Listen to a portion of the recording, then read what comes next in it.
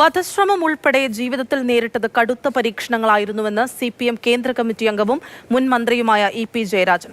ആത്മകഥയായ ഇതാണെന്റെ ജീവിതം എന്ന പുസ്തകത്തെക്കുറിച്ച് ഷാർജ അന്താരാഷ്ട്ര പുസ്തകോത്സവത്തിൽ നടന്ന ചർച്ചയിൽ സംസാരിക്കുകയായിരുന്നു ജയരാജൻ. തന്റെ കുടുംബത്തെ അടക്കം നിരന്തരമായി ആക്ഷേപിച്ചെന്നും അദ്ദേഹം പറഞ്ഞു.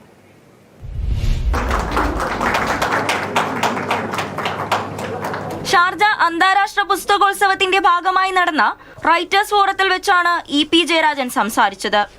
വധശ്രമം മാത്രമല്ല, വ്യക്തിഹത്യയിലൂടെ പോലും തന്നെ ഇല്ലാതാക്കാൻ ശ്രമം നടന്നുവെന്ന് EP പറയുന്നു.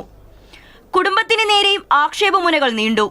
തന്റെ ആത്മകഥയായ ഇതാണെന്റെ ജീവിതം മാതൃഭൂമി ബുക്സ് പ്രസിദ്ധീകരിച്ചതോടെ സത്യം ജനങ്ങൾക്ക് മനസ്സിലായെന്നും EP ജയരാജൻ പറഞ്ഞു. എൻ്റെ മകനെ സ്ഥാനാർത്ഥിയാക്കാൻ വേണ്ടി പോയി അങ്ങനെ വാക്കോ ഒന്നുമില്ലതിൽ കൂട്ടിച്ചേർത്ത് എഴുതുകയാണ്. അതിൽ വന്നിരിക്കുന്ന വാർത്തകളൊന്നും ഈ പുസ്തകം നിങ്ങൾ വായിച്ചു നോക്കും. ആ പുസ്തകത്തിലുള്ളതല്ല കൊടുത്തത്. ഈ പറഞ്ഞതൊന്നും അതിലില്ല.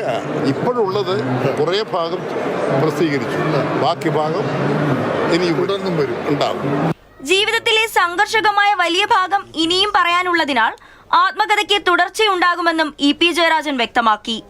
ചടങ്ങിൽ ഇതാണെന്റെ ജീവിതം എന്ന പുസ്തകത്തിന്റെ ഗൾഫിലെ ആദ്യ വിൽപ്പനയുടെ ഉദ്ഘാടനം ആസാ ഗ്രൂപ്പ് ചെയർമാൻ CP സാലിഹിന് നൽകിക്കൊണ്ട് EP ജയരാജൻ നിർവഹിച്ചു. Mathrubhumi deputy editor PP Saseendran അധ്യക്ഷത വഹിച്ചു. ഡോക്ടർ P സരിൻ ആശംസിച്ചു. EP ജയരാജന്റെ കുടുംബാംഗങ്ങളും ചടങ്ങിൽ പങ്കെടുത്തു.